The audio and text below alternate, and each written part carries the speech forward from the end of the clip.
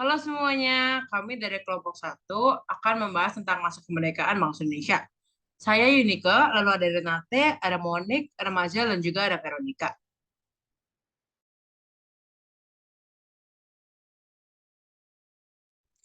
Upaya mempersiapkan kemerdekaan Indonesia.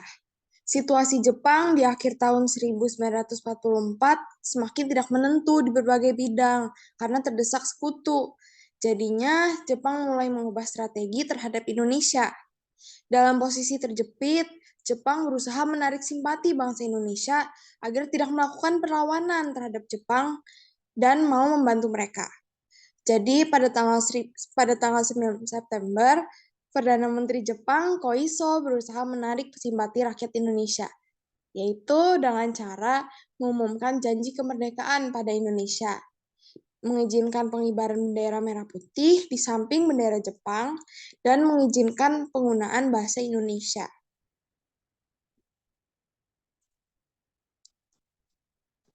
Persiapan kemerdekaan Indonesia yang pertama ada BPUPKI dibentuk, lalu PPKI dibentuk, peristiwa pengeboman Hiroshima dan Nagasaki, pertemuan Dalat, kemudian Jepang menyerah pada sekutu, Rengas Dengklok, perumusan teks proklamasi, dan akhirnya proklamasi kemerdekaan Indonesia.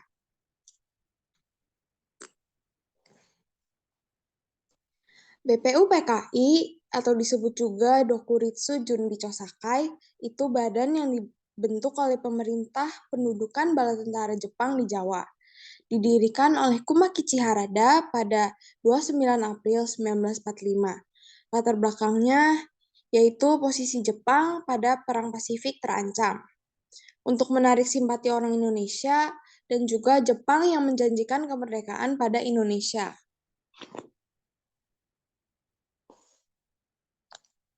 Sidang pertama BPUPKI dilaksanakan pada 29 Mei sampai 1 Juni 1945, membahas dasar negara Indonesia. Beberapa tokoh mengajukan konsep dasar negara, seperti Muhammad Yamin, Dr. Supomo, dan Insinyur Soekarno. Ia mengusulkan nama dasar negara Indonesia adalah Pancasila, yang akhirnya usulnya tersebut itu diterima. Terdiri dari kebangsaan Indonesia, internasionalisme, mufakat, kesejahteraan sosial, dan juga bertakwa kepada Tuhan Yang Maha Esa.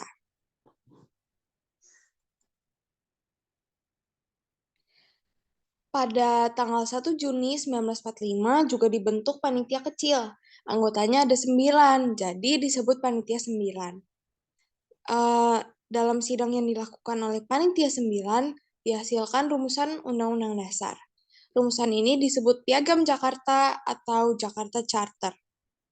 Isinya yang pertama ada ketuhanan dengan kewajiban menjalankan syariat Islam bagi pemeluknya. Kedua, kemanusiaan yang adil dan beradab. Tiga, persatuan Indonesia. Empat, kerakyatan yang dipimpin oleh hikmat kebijaksanaan dalam permusyawaratan perwakilan. Dan juga kelima, keadilan sosial bagi seluruh rakyat Indonesia. Sidang kedua BPUPKI dilaksanakan pada tanggal 10 sampai 17 Juli 1945. Ini membahas tentang yang pertama, negara berdasar pada ketuhanan yang Maha Esa dengan kewajiban menjalankan syariat Islam bagi pemeluk-pemeluknya. Lalu presiden adalah orang Indonesia asli yang beragama Islam. Dan ketiga, sidang BPUPKI kedua ini membahas kelanjutan sidang panitia kecil kemarin. Hasil sidang itu membahas rancangan hukum dasar yang nantinya saat Indonesia merdeka akan disahkan dan menjadi UUD 1945. PPKI, yaitu Panitia Persiapan Kemerdekaan Indonesia, adalah badan yang dibentuk untuk meneruskan persiapan kemerdekaan. Bahasa Jepangnya disebut Dokuritsu Junbi Inkai. Dibentuk pada 7 Agustus 1945 oleh Insinyur Soekarno setelah BPUPKI dibubarkan. PPKI ini terdiri dari 21 orang dan juga 6 orang yang tidak ada izin dari pihak Jepang. Pada 18 Agustus 1945, PPKI berhasil merumuskan dasar negara Pancasila yang rumusannya adalah ketuhanan yang Maha Esa, kemanusiaan yang adil dan beradab, persatuan Indonesia, dan kerakyatan yang dipimpin oleh hikmat kebijaksanaan dalam permusyawaratan perwakilan, serta keadilan sosial bagi seluruh rakyat Indonesia.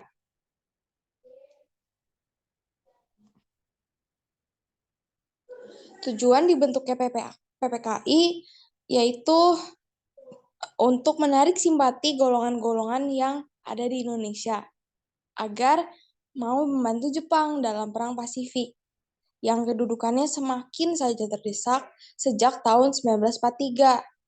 Mereka juga berjanji mau memberi kemerdekaan pada Indonesia pada Perjanjian Kyoto. Badan ini bertugas menyiapkan segala sesuatu menyangkut masalah ketatanegaraan menghadapi penyerahan kekuasaan pemerintahan Jepang kepada Indonesia. Untuk mencapai tujuan pembentukannya, pada 9 Agustus 1945, 3 orang tokoh yaitu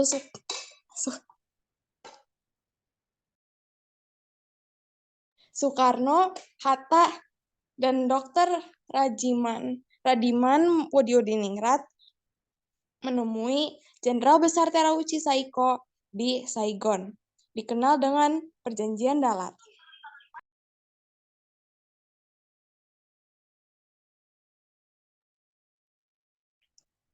Pada 9 Agustus 1945, Soekarno, Hatta, dan Dr. Rajiman Wodiodiningrat dipanggil ke Dalat Saigon, yaitu di Vietnam, oleh Panglima Angkatan Perang Jepang untuk Asia Tenggara, yaitu Marsikal Terauchi. Dan di situ dibahas tentang waktu Indonesia merdeka dan pembahasan kembali batas-batas wilayah Indonesia saat sudah merdeka nanti.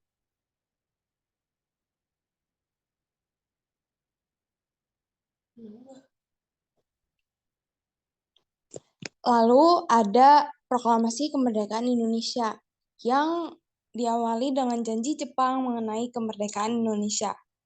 Kehancuran Hiroshima dan Nagasaki yaitu menjadi faktor pemicu Jepang harus menyerah tanpa syarat kepada pihak sekutu. Jepang pun semakin terjepit dan Jepang terpaksa menjanjikan bahwa Indonesia akan merdeka.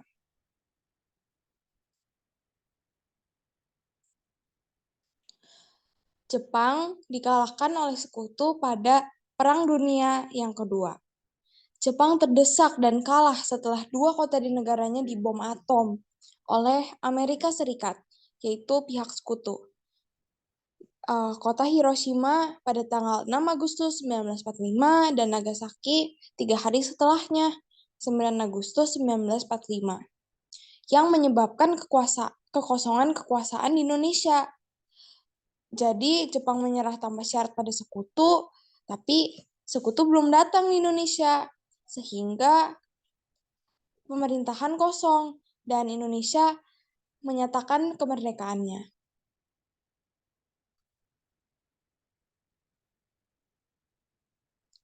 Perbedaan pendapat antara golongan pemuda dan golongan tua.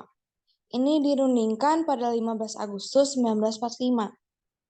Golongan pemuda yaitu Cairo Saleh, Darwis, Supeno, Wikana, Sanggih merasa bahwa kemerdekaan Indonesia adalah hak dan masalah bangsa Indonesia dan tidak harus bergantung pada negara lain.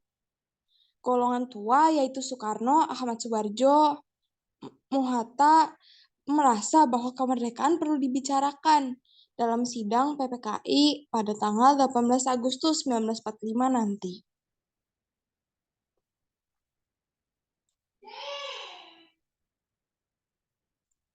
Tanggal 16 Agustus 1945 terjadilah peristiwa Rengas Dengklok. Perbedaan pendapat menimbulkan peristiwa Rengas Dengklok 16 Agustus 1945. Maksudnya untuk menjauhkan golongan tua dari pengaruh Jepang. Lalu untuk mendesak Soekarno dan Hatta supaya segera memproklamasikan kemerdekaan Indonesia terlepas dari semua ikatan dengan Jepang.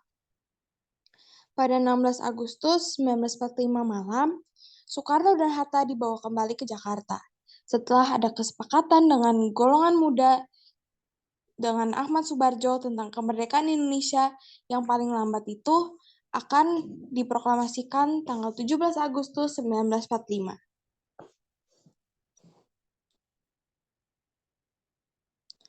Perumusan proklamasi terjadi setelah rombongan Soekarno-Hatta sampai di Jakarta, yaitu waktu Jawa zaman Jepang, sekitar 11 WIB. Kemudian bersama rombongan lainnya menuju rumah Laksamana Maeda di Jalan Imam Bonjol nomor 1, Jakarta.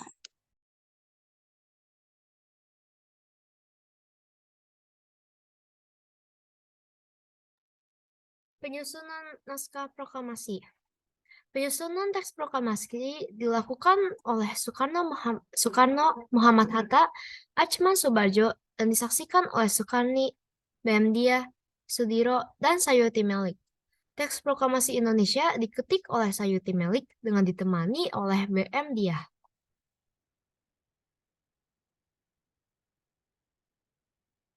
Pernyataan Proklamasi Kemerdekaan Indonesia. Pelaksanaan pembacaan naskah proklamasi kemerdekaan dilaksanakan pada hari Jumat tanggal 17 Agustus 1945.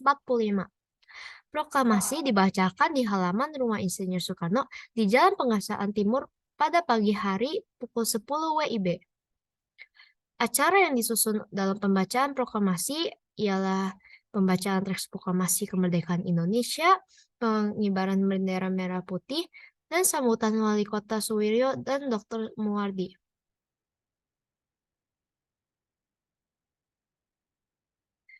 Penyebaran berita proklamasi kemerdekaan 17 Agustus 1945. Teks proklamasi yang telah dirumuskan pada tanggal 17 Agustus 1945 beberapa saat kemudian berhasil diselundupkan ke kantor pusat pemberitaan Jepang, Domei, yang sekarang merupakan kantor berita Antara.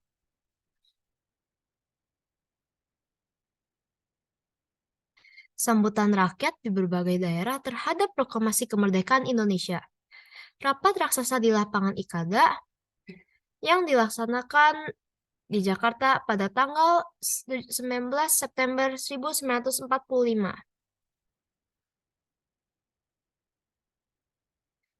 Tanggapan di berbagai daerah terhadap proklamasi. Berita proklamasi segera menyebar ke berbagai daerah di Indonesia. Pekik Merdeka mewarnai sawah masyarakat Indonesia di tiap gang, pasar, lembaga pendidikan, dan berbagai tempat umum lainnya. Rasa syukur atas kemerdekaan dilakukan lewat berbagai cara. Doa syukur berkumandang di tempat ibadah sesuai agama dan kepercayaannya. Rasa syukur terhadap kemerdekaan bukan hanya diucapkan dengan lisan, tetapi juga dibuktikan dengan perbuatan. Semangat kemerdekaan telah membakar keberanian rakyat Indonesia di berbagai daerah.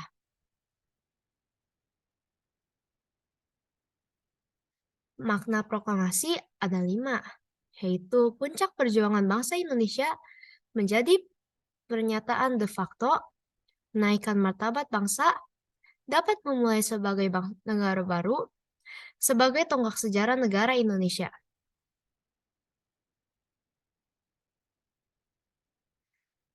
Untuk melengkapi lembaga ketatanegaraan, PPKI melakukan sidang setelah proklamasi kemerdekaan sebagai berikut.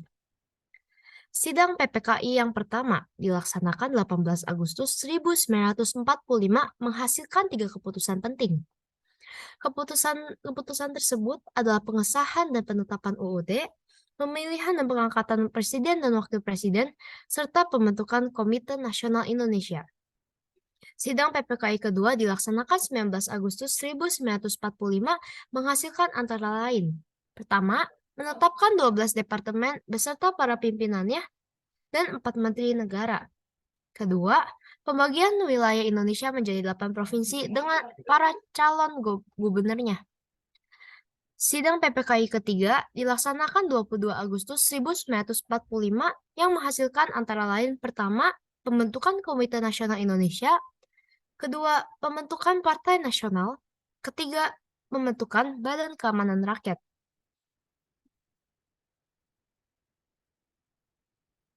Sidang pembukaan 18 Agustus 1945, lahirlah kesepakatan untuk mengubah kalimat pembukaan UUD pada alinea keempat tentang dasar negara Pancasila pada sila pertama, yaitu ketuhanan dengan kewajiban menjalankan syariat Islam bagi para pemeluk-pemeluknya menjadi ketuhanan yang Maha Esa. Perubahan tersebut diusulkan demi kepentingan bangsa dan negara yang beraneka ragam suku, bangsa, dan agama. Kalimat tersebut mencerminkan Indonesia menjunjung tinggi sikap toleransi.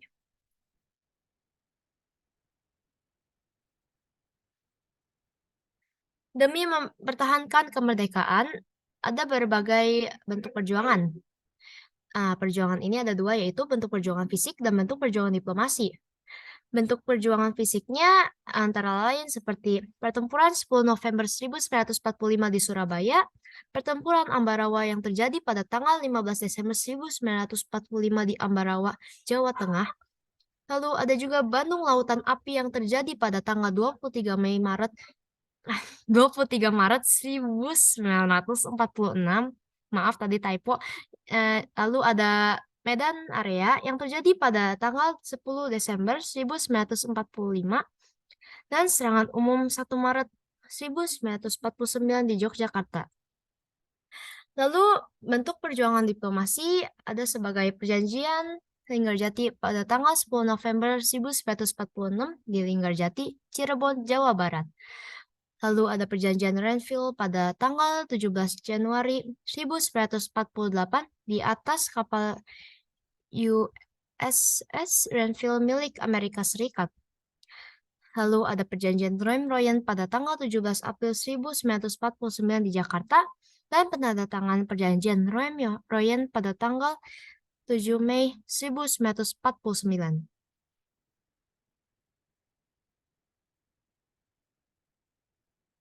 Perkembangan politik dan ekonomi Indonesia pada masa kemerdekaan. Keadaan kehidupan ekonomi pemerintahan Indonesia. Latar belakang kekacauan ekonomi Indonesia pada awal kemerdekaan RI, yaitu Indonesia belum memiliki pemerintahan yang baik, belum juga mempunyai pola dan cara untuk mengatur ekonomi. Kondisi keamanannya tidak stabil dan Belanda tidak mau mengakui kemerdekaan Republik Indonesia.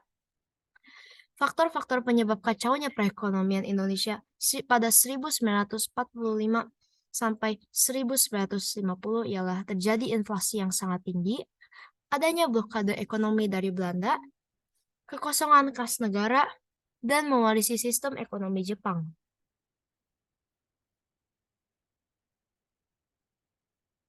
Upaya mengatasi keadaan perekonomian pada awal kemerdekaan dilakukanlah pemberlakuan 3 mata uang. Pertama, sisa zaman kolonial Belanda, yaitu uang kertas di Java Bank. Kedua, uang kertas dan logam pemerintah Hindia Belanda dengan satuan gulden yang dikeluarkan pada tahun 1942. Ketiga, uang kertas pendudukan Jepang, yaitu Dai Nippon emisi 1943 dengan pecahan bernilai Rp100.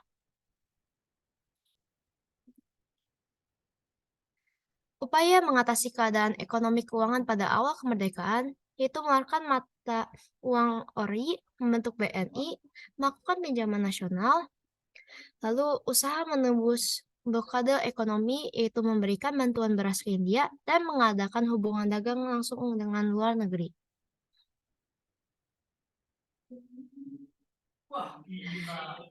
Perkembangan politik. Pertama, pembentukan struktur pemerintahan negara kesatuan. Jadi di sini periode merupakan 18 Agustus 1945 sampai 27 Desember 1949. Pertama, pengesahan UUD 1945, dua, pemilihan presiden dan wakil presiden, ketiga, pembagian wilayah Indonesia menjadi 8 provinsi, keempat, pembentukan kementerian, kelima, pembentukan Komite Nasional dan Badan Keamanan Rakyat. Yang kedua, perubahan bentuk negara menjadi Republik Indonesia Serikat. Periode ini dilaksanakan pada 27 Desember 1949 sampai dengan 17 Agustus 1950. Adapun wilayah RIS adalah sebagai berikut. Pertama, negara bagian. Negara bagian meliputi negara Indonesia Timur, negara Pasundan, negara Jawa Timur, negara Madura, negara Sumatera Timur, dan Republik Indonesia. Yang kedua, satuan-satuan kenegaraan. Satuan kenegaraan meliputi Kalimantan Barat, Kalimantan Timur, Kalimantan Tenggara, Banjar, Dayak Besar, Bangka, Belitung, Riau, dan Jawa Tengah. Yang ketiga, daerah swapraja. Daerah swapraja meliputi Kota Waringan, Sabang, dan Padang. Perubahan bentuk negara kesatuan menjadi negara RIS mengharuskan adanya perubahan UUD. Maka dibentuklah UUD RIS 1949. UUD 1945 tetap berlaku hanya untuk negara bagian RIS.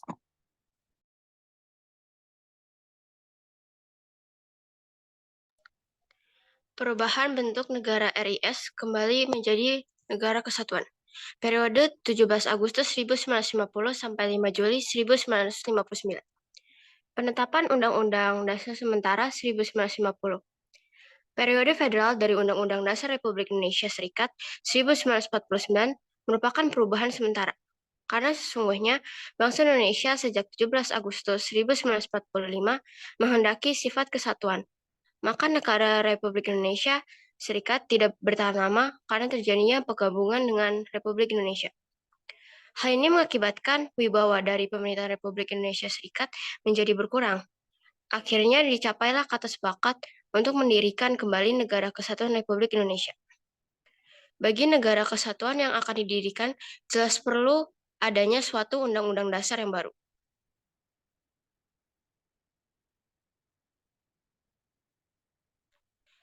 Untuk itu, dibentuklah suatu panitia bersama yang menyusun suatu rancangan Undang-Undang Dasar Sementara yang kemudian disahkan pada tanggal 12 Agustus 1950 oleh Badan Pekerja Komite Nasional Pusat dan oleh Dewan Perwakilan Rakyat dan Senat Republik Indonesia.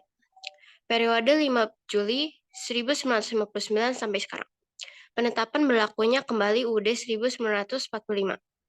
Dengan dekret Presiden 5 Juli 1959, berlakulah kembali Undang-Undang Dasar 1945 dan perubahan MPR sementara Orde Lama pada masa 1959 sampai 1965 menjadi MPR sementara Orde Baru. Perubahan itu dilakukan karena MPR sementara Orde Lama dianggap kurang mencerminkan pelaksanaan UUD 1945 secara murni dan konsekuen.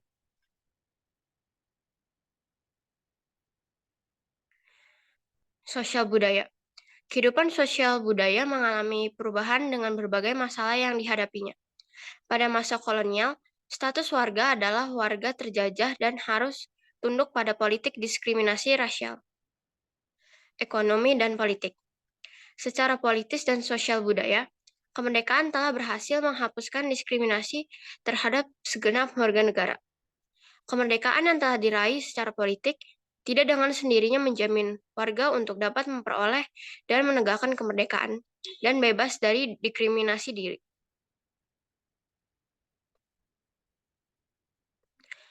Berbagai gangguan keamanan pada masa awal kemerdekaan. Yang pertama ada gerakan DITII. Pendiri SM Kartosuwirjo. Tujuan mendirikan negara Islam Indonesia dengan kekuatan senjata. Maka dibentuk Tentara Islam Indonesia. DITII berawal di Jawa Barat dan meluas sampai Jawa Tengah, Aceh, Sulawesi Selatan, dan Kalimantan Selatan. Yang kedua ada PKI Madiun 1948. Pemimpinnya Musso. Latar belakang kekecewaan terhadap Kabinet Hatta yang tidak mengikutsertakan golongan sosialis komunis. Kedatangan Musso dari Moskow membawa kebijaksanaan Jalan Baru Musso yang merupakan politik kerjasama antara orang komunis dan politik anti-imperialis di bawah pimpinan kaum komunis. Musso menentang Kabinet Hatta yang dianggapnya telah menjual bangsa Indonesia kepada pihak imperialis atau kapitalis Belanda. Amir Syarifuddin membentuk Front Demokrasi Rakyat.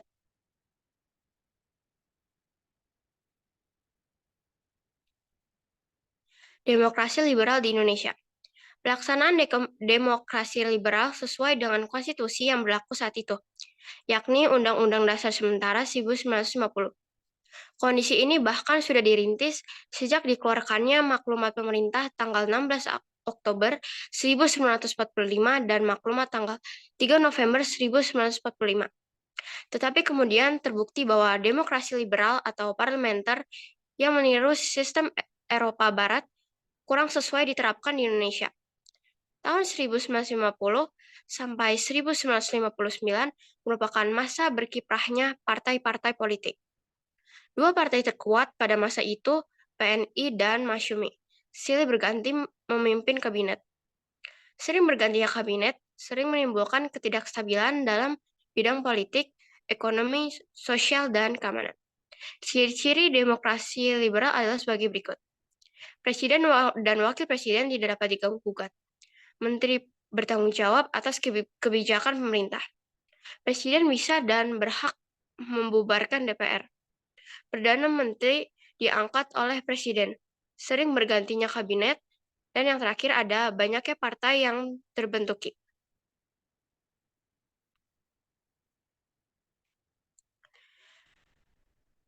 Kebijakan dalam bidang ekonomi. Permasalahan ekonomi pada masa demokrasi liberal. Indonesia menanggung beban ekonomi dan keuangan sebagai akibat ketentuan KMB. Struktur ekonomi masih berat sebelah. Ekspor masih tergantung jenis hasil perkebunan. Jumlah uang beredar terlalu banyak. Laju pertambahan penduduk pesat, kenaikan biaya hidup. Tarif kehidupan rakyat masih rendah. Kebijakan pemerintah dalam rangka mengatasi permasalahan ekonomi. Pertama, ada pinjaman nasional. Kedua, sertifikasi devisa. Tiga, sistem ekonomi benteng. Empat, rencana Sumitro. Kelima, Nasional de Yavache Bank. 6. Sistem ekonomi Alibaba.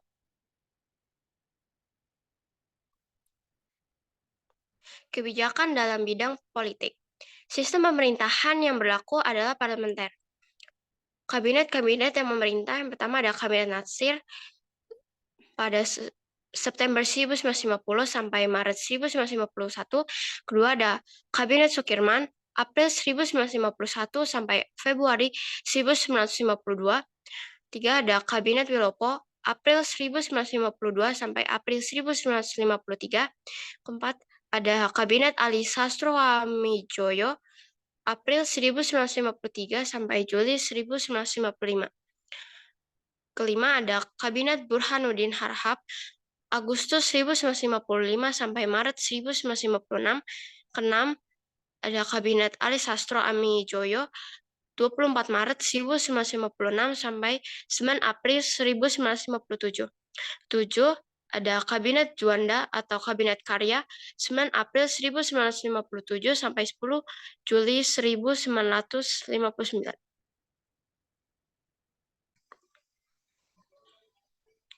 Sistem pemerintahan pada masa demokrasi liberal dilandasi oleh UUD sementara 1950 sebagai konstitusi tertinggi.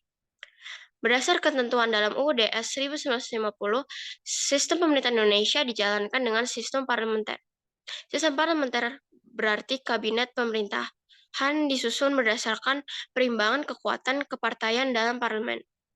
Maka itu, ia sewaktu-waktu dapat dijatuhkan oleh wakil-wakil partai dalam parlemen. Dalam sistem parlementer, presiden hanya menjadi lambang kesatuan saja. Penerapan sistem ini pada dasarnya bertujuan untuk mengakomodir kebebasan berpendapat dari rakyat yang diwakili oleh partai di parlemen.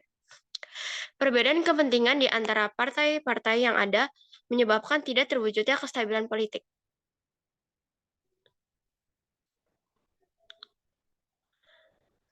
Konferensi Asia Afrika.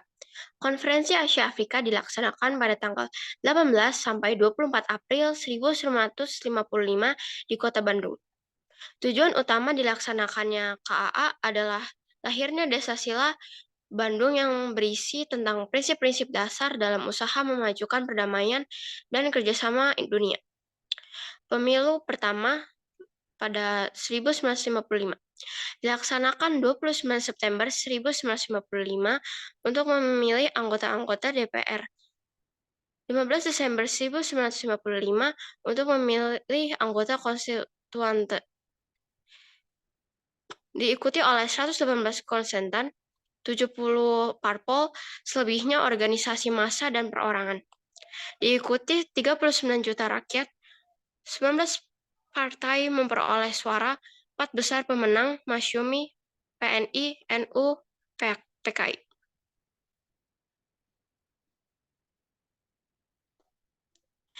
Deklarasi Juanda dideklarasikan 13 Desember 1957. Dasar pertimbangannya, bentuk geografis, sejarah, melindungi kekayaan alam, UU kelautan yang ada tidak sesuai lagi, keamanan dan keselamatan. UU nomor 4 PRP. Perairan Indonesia ialah laut wilayah beserta perairan pedalaman. Laut wilayah Indonesia adalah jalur laut selebar 12 mil dari pulau-pulau terluar. Di perbatasan dengan negara lain yang tidak mencapai 24 mil, maka diambil garis tengah. Perairan pedalaman Indonesia adalah semua perairan yang terletak pada sisi dalam pada garis dasar. Hak lintas laut damai diakui dan dijamin. Tidak berlakunya kembali territoriality and maritime keringan ordonatin. Implikasinya, pertambahan wilayah Indonesia dari 2.027.087 menjadi 5.193.250.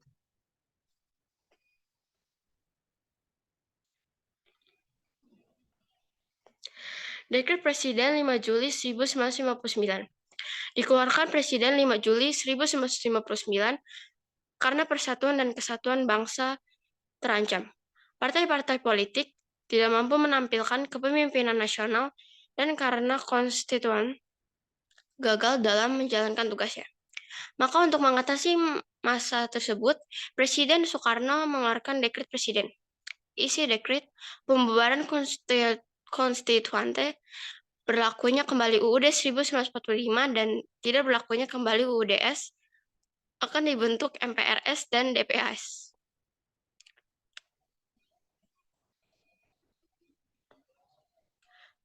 Gangguan keamanan masa demokrasi liberal.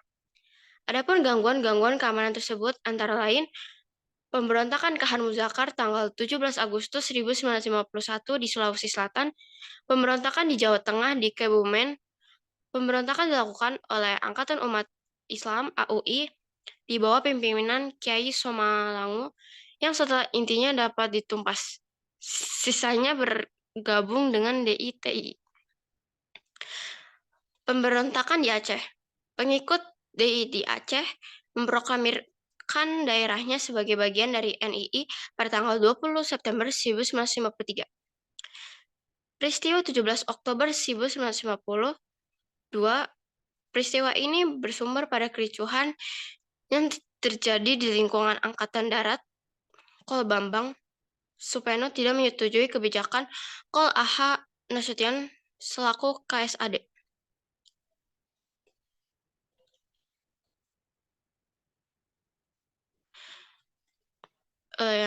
Selanjutnya ada peristiwa 27 Juni.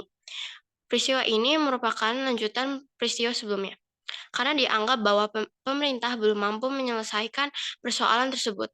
Bambang Sugeng mengundurkan diri dari jabatannya. Dewan-dewan daerah diawali dengan pembentukan Dewan Banteng oleh Kol Pensiun Ismail Lengah di Padang 20 November 1956 dengan ketuanya Ahmad Hussein, Komandan Resimen 4 Tentara Teritorium di Padang. Mereka mengajukan tuntutan kepada pemerintah pusat tentang otonomi daerah. Usaha pembunuhan terhadap kepala negara. Rasa tidak puas golongan ekstrem kanan memuncak dan dilampiaskan dalam bentuk usaha pembunuhan terhadap Presiden Soekarno di perguruan Cikini, Jakarta, 30 November 1957. Pemberontakan PRRI dan Permesta.